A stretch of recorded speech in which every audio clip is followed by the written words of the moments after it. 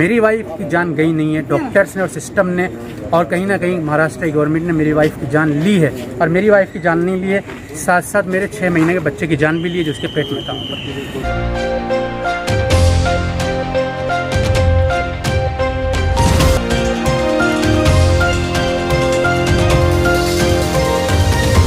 नमस्कार आदाब दोस्तों, मैं लाल मोहम्मद शेख पब्लिक चैनल से। दोस्तों आज मैं खड़ा हूं कालसकर हॉस्पिटल के गेट पे और यहां पर एक हैरान कर देने वाली बड़ी दर्दनाक एक जो है मौत कहा जाए या क्या कहा जाए, जो हॉस्पिटल के जो जिम्मेदार लोग हैं, जैसे कि आप जानते हो कि हॉस्पिटल का आज जो सिस्टम हो गया है मुमरा कौसा के अंदर, जो स्पेशलिस्ट डॉक्टर जो कल तक यहाँ आते थे अपना लाख लाख रुपए जो फीस बनाते थे, आज वो डॉक्टर मुमरा कौसा में अपना विजिट बंद कर दिए हैं, आना यहाँ नहीं आ रहे हैं और ऐसे डॉक्टर अपने घरों में बैठे हैं। लेकिन हॉस्पिटल जो है ये भगवान भरोसे या खुदा भरोसे का है, चल रहा है। यहाँ पर इस वक्त मेरे साथ है अकबर मेहंदी साहब और इनके साथ क्या हुआ है आज यहाँ पर और पूरे मुमरा कौसा में ये अस्पतालों में किस तरीके से दौरे हैं ये आपको अभी बताएंगे। अकबर भाई बताइए क्या हुआ है आपके साथ आज? कई डेज पहले जो है वो मेरी वाइफ को ज़ुकाम खांसी हुआ था और सांस लेने में भी प्रॉब्लम हो रहा था उसको, तो मैं उसको यहाँ पे प्राइम हॉस्पिटल के अंदर लेकर के आया था। तो प्रेग्नेंट थी मेरी वाइफ, 6 मंथ प्रेग्नेंट थी मेरी वाइफ। तो इन लोगों ने एक लेडी डॉक्टर को बुलाया उसका चेकअप करने के लिए और दवा लिख करके दे दी, वो पर्चा भी है वो दवा भी है सब है, और कहा कि इससे सही हो जाएगा। तो उसकी नॉर्मली जो खांसी वगैरह था वो बिल्कुल सही हो गया, लेकिन सांस लेने में उसको बहुत दुश्वारी हो रही थी, बहुत प्रॉब्लम हो रही थी। तो आज जो है वो सोर्स लगाने के बाद बुरहानी हॉस्पिटल में नॉर्मली किसी भी पेशेंट को नहीं ले रहे हैं, सोर्स लगाया तो शायद उन लोगों ने वहाँ पर उसका एक्सरा निकाला और एक्सरा जो निकाला है वो भी 3-4 घंटे लेट हुआ उसको। उसके बाद उन्होंने कहा कि उसको सीने के अंदर, चेस्ट के अंदर जो है वो इन्फेक्शन है, शायद प्रॉब्लम हो रहा है, आप उसको कलवा लेकर के जाओ। कलवा में लेकर के गया जब हॉस्पिटल उसको, तो कलवा में एमरजेंसी वार्ड मैंने पूछा किधर है, वहाँ पर मैं पहुँचा तो उन लोगों ने नहीं लिया और कहा कि 1 नंबर पर जाइए आप।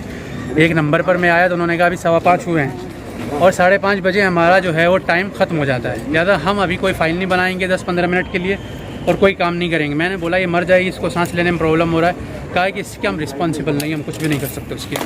उसके बाद मैंने डॉक्टर नदीम को कलवा से फ़ोन किया, उन्होंने कहा कि मैं ठाकुरपाड़ा मुमरा में आता हूँ, आप लेकर के आइए अपनी वाइफ को। मैं वहाँ पर लेकर आया अपनी वाइफ को, तो उन्होंने एम्बुलेंस को कॉल किया तो नहीं उठाया, किसी ने भी कहा कि आप जे लेकर के जाइए। तो मैंने डॉक्टर साहब से कहा कि अब इसको दिखना बंद हो गया है वाइफ को मेरी, वो बोल रही मुझे दिख नहीं रहा है कुछ भी।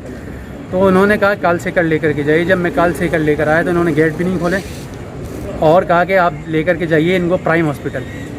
तो मैं वहाँ पे गया तो पता चला आज वहाँ पे भी बंद है, नर्स है 2-3, उसके अलावा कोई डॉक्टर नहीं है वहाँ पर।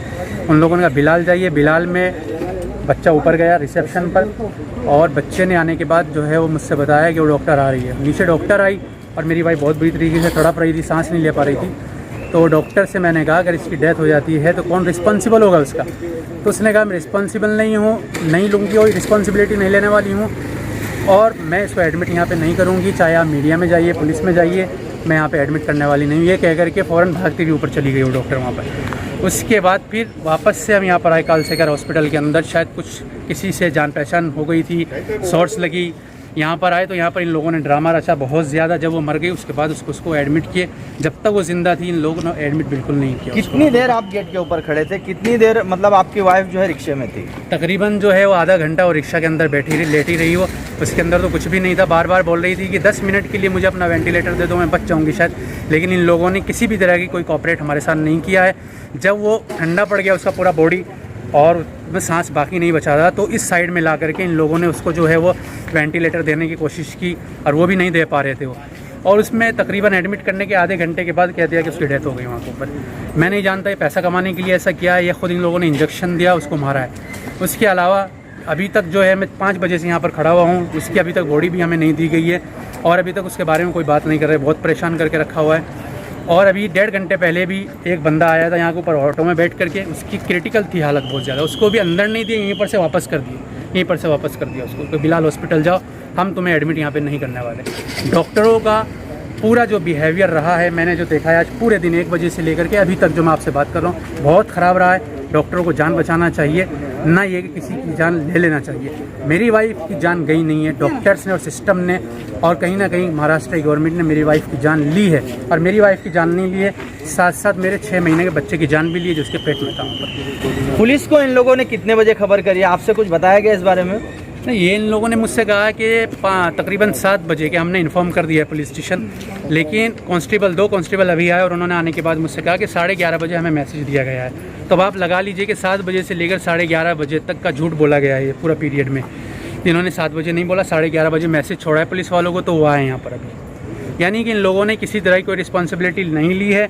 इनका एक ही मकसद है, पैसा कमाओ और ज़िंदगी बनाओ। किसी इंसान की बेटी, किसी की वाइफ और किसी की माँ, इनके लिए कोई मीनिंग नहीं रखता। इनके लिए मीनिंग एक चीज़ रखती है, वो पैसा है। तो अब अगर ये हॉस्पिटल अगर आपको बिल बना के एक बड़ी जो मोटी रकम होती है कालसकर हॉस्पिटल में, ये तो पहले से है कि ये कालसकर हॉस्पिटल में एक बड़ी रकम जो है वसूली जाती है। अब अगर ये आपके हाथ में अगर बिल देते हैं तो आप क्या करेंगे उसका? देखिए, अब तो मेरी वाइफ नहीं रही है, लेकिन जो बिल बना करके मुझे देगा, शायद उसकी भी बीवी होगी, उसकी भी बहन और बेटी होगी। आज जो आप सवाल कर रहे हैं, यही सवाल सेम उस डॉक्टर से करना चाहिए कि कल के दिन अगर उसकी बेटी वहाँ खड़ी हुई तो वो क्या जवाब देगा उसके बारे में। मैं लाल मोहम्मद शेख फिर एक नई न्यूज़ के साथ हाजिर हूँगा। जब तक के लिए खुदा हाफिज़।